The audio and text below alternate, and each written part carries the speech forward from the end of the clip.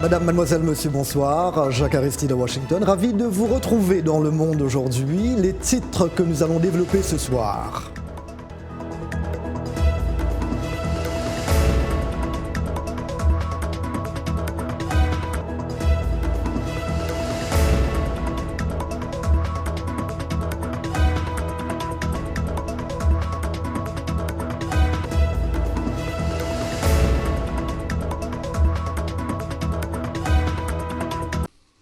La décision a été annoncée ce matin par le juge Robert Frerm, qui a décidé qu'aucune circonstance atténuante n'avait pu être trouvée et que les actes commis par Bosco Ntaganda justifiaient qu'il soit condamné à cette peine, la plus lourde jamais prononcée par la CPI.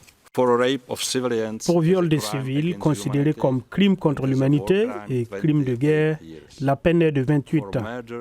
Pour meurtre et tentative de meurtre, des crimes contre l'humanité et des crimes de guerre, la peine est de 30 ans. Pour persécution et un crime contre l'humanité, 30 ans d'emprisonnement. Reconnu coupable en juillet de 18 chefs de crimes de guerre et crimes contre l'humanité, Ntaganda a déjà fait appel de ce verdict. Il peut également faire appel dans les 30 prochains jours de la décision des juges concernant la peine d'emprisonnement. La Chambre estime que les peines suivantes reflètent de façon appropriée la gravité des crimes, la culpabilité de M. Ntaganda et toutes circonstances aggravantes trouvées par la Chambre pour ces crimes. Bosco Ntaganda est détenu depuis 2013 à La Haye et le temps déjà passé en détention sera déduit de sa peine de 30 ans. Les 38 morts et dizaines de personnes blessées faisaient partie des travailleurs de la mine d'or Semafo, une mine appartenant à une société canadienne. Les assaillants leur ont tendu une embuscade sur l'axe Ougarou-Bungu, dans l'est du pays, bien que le convoi de 5 cars fût escorté par les forces de défense et de sécurité. Ce jeudi, c'était la tristesse et la consternation dans les rues de Ouagadougou. En toute sincérité, on est très triste. Vraiment, ça nous écoeure beaucoup. Mais franchement, les autorités, ils doivent savoir vraiment comment faire pour nous sortir de là. Parce qu'actuellement, on est pris entre les quatre murs. Vraiment, ça me touche le cœur de savoir que non, j'ai des frères et des sœurs qui meurent chaque jour. Parce qu'il y a eu une attaque par-ci, par-là. Si ce n'est pas des militaires, ils sont des gendarmes, la gendarmerie, les policiers, la population, en tout cas. Ce ne sont pas les mots, les beaux discours qui peuvent faire partir ces terroristes hors du Burkina.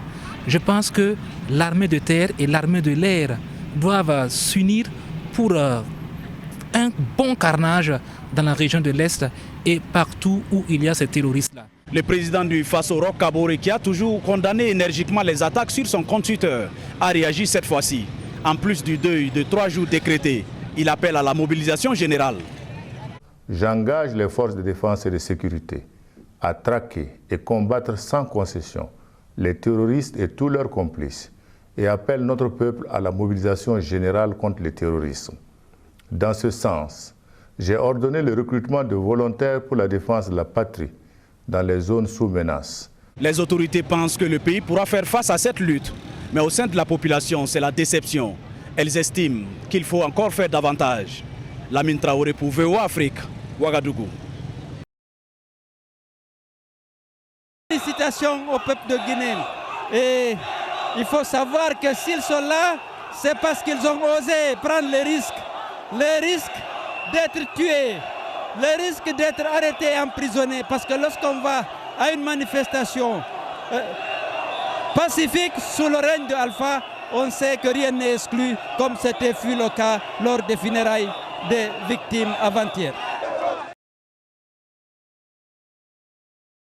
941 000 électeurs inscrits étaient attendus aux urnes pour élire 62 députés, dont 60 dans l'île principale, Maurice, et 2 à Rodrigue, plus à l'est. Le scrutin s'est déroulé dans le calme, mais certains électeurs n'ont pas pu voter, ayant découvert qu'ils n'étaient pas inscrits sur les listes électorales. L'opposant Navin Ramgoolam, ancien Premier ministre chef du Parti travailliste qui dirige l'Alliance nationale, s'en est inquiété. Il peut arriver que quelques personnes ne retrouvent pas leur nom sur les listes pour une raison ou une autre, mais cette fois, le nombre est beaucoup trop élevé. Ce n'est pas normal. Le taux de participation était à 52% à la mi-journée, mais devrait grimper au décompte final. Je crois que nous aurons un taux de participation élevé et ce sera en notre faveur. Je suis convaincu que les 3 candidats de l'Alliance nationale passeront dans la circonscription. Les précédentes élections en 2014 ont été remportées par la coalition menée par Arenoun Djugno du mouvement socialiste mauricien, principal parti de la coalition au pouvoir. L'opposition a dénoncé le caractère monarchique de cette succession. 2 ans plus tard, Pravin Jagnot espère avoir fait suffisamment pour convaincre les Mauriciens de le reconduire. Il a mis en avant son rôle dans la modernisation des infrastructures, symbolisée par la construction d'un métro, et son bilan social avec l'introduction d'un salaire minimum de 215 € par mois et la revalorisation de la pension vieillesse. Le dépouillement commencera vendredi et les résultats devraient être connus le même jour. Aujourd'hui, c'est jeudi et comme tous les jeudis, nous recevons notre collègue Mohamedou Oumfa pour la tranche santé. Bonsoir Mohamedou, Bonsoir, bienvenue. Jacques. Merci. Content de vous retrouver. Merci, moi aussi. Ce soir, nous reparlons du cancer. D'ailleurs, le sujet a fait la une de toute l'actualité le mois dernier, n'est-ce pas, Mohamedou? Octobre, tout à fait, Jacques. Octobre, c'est le mois pendant lequel, chaque année, les gouvernements, les experts, les malades et autres ONG organisent des campagnes de communication sur la maladie. On parle d'ailleurs d'Octobre rose, avec un ruban rose qui symbolise l'événement. Un mois donc pour sensibiliser au dépistage du cancer, notamment celui du sein, et pour récolter des fonds destinés à la recherche. Le cancer qui reste l'une des principales causes de décès dans le monde. En 2018, il y a eu 9,6 millions de morts, dont 18% de décès associés au cancer du poumon, selon le Centre international de recherche sur le cancer. Il est en effet utile, Jacques, de rappeler qu'il existe plusieurs types de cancers, mais les plus meurtriers, selon l'Organisation mondiale de la santé, sont le cancer du poumon, le cancer du foie, le cancer colorectal. Il s'agit d'un cancer qui touche le côlon et le rectum, des parties du tube digestif, et le cancer de l'estomac, et enfin le cancer du sein. Mohamedou, au-delà de cet aperçu global, il faut dire que la prise en charge est un souci majeur pour les personnes atteintes de cette maladie. Tout à fait, Jacques, mais pour être plus précis, les problèmes les plus fréquents sont de 2 types. Il y a la détection du cancer à un stade avancé et l'impossibilité d'avoir accès à un diagnostic et à un traitement pour des raisons financières ou infrastructurelles. Les spécialistes ne cessent d'ailleurs de le rappeler, un traitement a plus de chances d'être efficace avec une meilleure probabilité de survie, une réduction de la morbidité et des coûts moins élevés si le cancer est diagnostiqué précocement. Malheureusement, Jacques, les cancers sont souvent diagnostiqués chez de nombreux patients quand la maladie est déjà à un stade avancé. À ce moment-là, le traitement devient long, complexe et coûteux. Lorsque le diagnostic intervient à un stade avancé, un traitement curatif n'est parfois plus possible. Le patient doit alors suivre des soins palliatifs, c'est-à-dire des soins qui consistent à soulager plutôt qu'à guérir les symptômes provoqués par le cancer. Alors Jacques, je vous propose, en tout cas, que ce soit des soins curatifs ou palliatifs, il représente un vrai défi, comme tu le disais pendant les titres, pour les malades et les responsables du secteur sanitaire. Et je vous propose de voir dans le reportage qui va suivre, un reportage réalisé au Nigeria, un pays qui a le taux de mortalité par cancer le plus élevé, selon le Centre international de recherche sur le cancer. Un reportage de Timothy Obiezou à Abuja, un reportage que j'ai traduit pour vous. Zainab Mohammed était administratrice en chef de la commission des affaires judiciaires du Nigeria lorsqu'on lui a diagnostiqué une tumeur sur son sein gauche. J'ai vu le résultat, le médecin m'a dit que c'était une tumeur. Pour moi, quand on dit tumeur, ça veut dire cancer. C'était comme si ma vie était finie, comme si j'étais condamnée à mort. Bien qu'ayant peu de foi en ses chances de survie, Zainab a commencé à suivre un traitement. Depuis lors, les factures médicales s'accumulent. Le traitement du cancer coûte très cher. J'ai dû chercher de l'argent auprès de la famille et des amis. J'ai même dû vendre ma maison pour payer mes médicaments. Le traitement du cancer est en effet hors de prix pour de nombreux malades. Il existe néanmoins des organisations non gouvernementales qui leur viennent en aide. C'est le cas de la Fondation Medicaid. Jusqu'à ce jour, nous avons levé plus d'1 million de dollars. Nous avons suivi plus de 200 000 personnes. Nous opérons dans tout le Nigeria, mais nous avons un meilleur impact dans l'état de Kebbi, où mon mari est le gouverneur. Là-bas, nous atteignons toutes les 21 régions et nous parlons aux gens.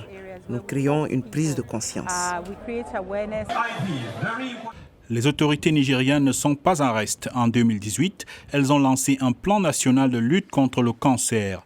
Il y a quelques jours, le gouvernement a annoncé des rabais de 50% sur les traitements de chimiothérapie pour les patients. En attendant de voir l'impact de ces mesures, le Nigeria reste le pays qui enregistre le plus grand nombre de décès liés au cancer en Afrique. L'OMS parle de quelques 41 000 décès en 2018. En cause, une combinaison de facteurs dont la mauvaise hygiène de vie, la faible sensibilisation sur la maladie, le manque de centres de traitement et le coût élevé de la prise en charge. Et voilà pour ce reportage sur le cancer réalisé à Abuja. Un sujet, j'imagine, Mohamedou, qui va revenir certainement dans un avenir pas très lointain. Oui, on l'espère. Je vous remercie, Mohamedou. Et vous revenez jeudi prochain. Jeudi prochain, merci bien. Bonsoir à tous. C'est demain que prend fin le vote pour le Ballon d'Or France Football. Des journalistes sportifs du monde entier sont invités à choisir entre les 30 nominés pour la plus prestigieuse des récompenses individuelles dans le monde du ballon rond. Des joueurs africains sont en lice et l'ancien international camerounais Samuel Eto'o estime qu'ils ne sont pas suffisamment respectés. Suivez. Comme d'habitude, Samuel Eto'o fils n'est pas passé par 4 chemins pour exprimer son ressenti sur le traitement réservé aux footballeurs africains quand vient l'heure de l'attribution des récompenses individuelles. Les joueurs africains ne sont pas respectés, mais en premier par leur propres frères, et c'est ce qui est dommage. Depuis George Weah, unique Africain vainqueur du prestigieux Ballon d'Or en 1995, aucun autre lauréat n'a été issu du continent, malgré une relève de talent incarnée par Samuel Eto'o fils, Didier Drogba ou Yaya Touré. Cette année, ils sont 5 Africains parmi les 30 nominés, les 2 stars de Liverpool, Sadio Mané et Mohamed Salah, mais aussi l'Algérien Riyad Mahrez de Manchester City, l'autre Sénégalais Kalidou Koulibaly de Naples et le Gabonais Pierre-Emerick Aubameyang d'Arsenal. Mais comment faire pencher le jury mondial de 180 journalistes en leur faveur? Mais il faut déjà que l'Afrique se montre très très forte. Aujourd'hui, on a la chance d'avoir des joueurs qui sont bons. En septembre dernier, malgré le vote des sélectionneurs et des capitaines des 54 équipes nationales africaines, Mané, finaliste de la CAN 2019, et Salah n'ont pas fait le plein de voix sur le continent lors de l'élection du meilleur joueur FIFA de l'année, remporté par Messi. Une chance gâchée selon Eto'o. C'était une opportunité pour l'Afrique de voir un Sadio Mané, un Mohamed Salah être là au podium et pourquoi pas gagner. Une opportunité manquée mais pas la dernière. Le prochain Ballon d'Or France Football, le plus convoité, sera décerné le 2 décembre à Paris et l'Afrique croit toujours à un sacre d'un de ses fils. Pourquoi pas? À demain. Bonjour à Denise Tyus, un cowgirl afro-américaine qui a participé à des rodéos pendant presque toute sa vie adulte. Nous lui parlons du sport, du rôle que les Afro-Américains ont joué dans le Far West et l'accompagnons pendant qu'elle participe au rodéo. Je m'appelle Denise Tyus, je participe au rodéo. C'est un événement compétitif qui vous donne une telle poussée d'adrénaline. C'est comme être high sans drogue. C'est une bonne chose, vous jouez dans la terre, mais c'est un amusement sain et propre que toute la famille peut apprécier. J'y ai vécu presque toute ma vie avec le rodéo. En fait, je n'ai pas commencé la compétition avant d'avoir grandi, mais mes enfants ont grandi avec. Cela nous a aidés à enseigner à nos enfants comment être responsables et se fixer des objectifs. C'était vraiment une très bonne chose. Cela leur a épargné pas mal d'ennuis. Et bien sûr, ma nièce, elle vient ici depuis peu et j'essaye de lui donner quelques conseils. Ce week-end, le Bill Pickett Invitational Rodeo se rend à Memphis, au Tennessee. C'est juste un événement qui représente le cowboy et la cowgirl de la communauté afro-américaine. Eh bien, mesdames et messieurs, êtes-vous prêts à regarder vos cowboys et cowgirls samedi soir en direct? Denise Tyus n'a pas gagné, mais elle est contente. Quant au cowboy Daniel Henderson... Ça s'est plutôt bien passé, vous savez. J'ai obtenu la victoire dans la lutte de direction.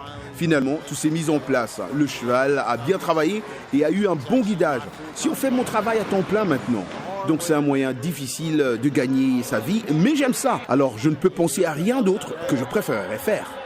L'expérience des Noirs américains dans le rodéo est souvent méconnue, mais elle demeure importante et la tradition continue.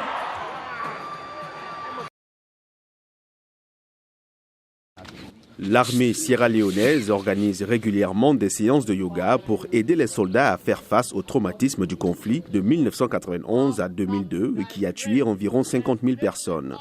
Le soldat de première classe, Michael Kargbo, dit qu'il n'a pas réussi à oublier les souvenirs douloureux de son enfance dans la guerre civile en Sierra Leone, jusqu'au jour où il a découvert le yoga. C'est à l'âge de 12 ans que Kargbo a été kidnappé par des rebelles. Nous avions des garçons qui avaient tué leur mère et leur père avant même d'avoir l'âge de 12 ans. C'est à cet âge-là qu'ils m'ont amené et je suis resté avec eux jusqu'à ce que je grandisse. Je n'avais personne pour m'aider ou m'encourager et personne pour m'aider à retrouver une vie normale. Personne. J'ai continué à me battre avec eux, accumulant des traumatismes et tuant des innocents. Aujourd'hui, Kargbo aide environ 100 militaires, hommes comme femmes, au quartier général de l'armée à Freetown, aux côtés de l'homme qui a persuadé ses supérieurs sur les avantages du yoga, le sergent Félixon Moussa. Tu sais, lorsque je fais du yoga, je ne pense plus à ce qui s'est passé. Je pense au moment présent. C'est ce que je leur dis toujours. Oubliez le passé. Je sais que vous avez beaucoup souffert et pendant assez longtemps. Pensez à ce que vous êtes en train de faire. Au cours de la prochaine année, Moussa espère pouvoir étendre le programme de yoga à des urgentistes, des employés d'hôpitaux et d'autres personnes qui pourraient avoir du mal à faire face à des expériences traumatisantes. Et voilà, point final à ce journal. Merci d'avoir été des nôtres ce soir. Rendez-vous demain, même heure, même endroit. Merci à toute l'équipe qui se joint à moi pour vous souhaiter une très belle soirée. Merci. À demain.